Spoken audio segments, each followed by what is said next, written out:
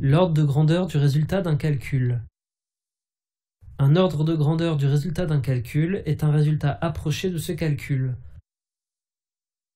Pour trouver un ordre de grandeur de 289 plus 98 plus 2029, je remplace les nombres du calcul par des nombres approchés qui permettent d'effectuer le calcul mentalement. 289 est à peu près égal à 300. 98 est à peu près égal à 100. 2029 est à peu près égal à 2000. Donc, 289 plus 98 plus 2029 est à peu près égal à 300 plus 100 plus 2000. 300 plus 100 plus 2000 est égal à 2400. 2400 est un ordre de grandeur de 289 plus 98 plus 2029.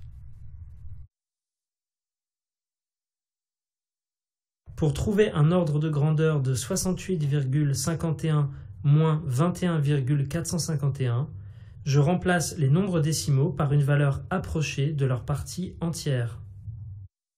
68,51 est à peu près égal à 70. 21,451 est à peu près égal à 20. Donc 68,51 moins 21,451 est à peu près égal à 70 moins 20. 70 moins 20 égale 50. 50 est un ordre de grandeur de 68,51 moins 21,451.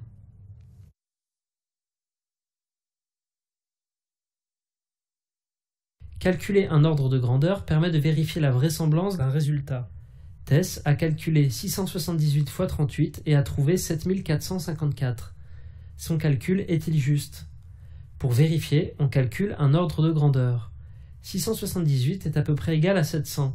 38 est à peu près égal à 40. Donc 678 fois 38 est à peu près égal à 700 fois 40.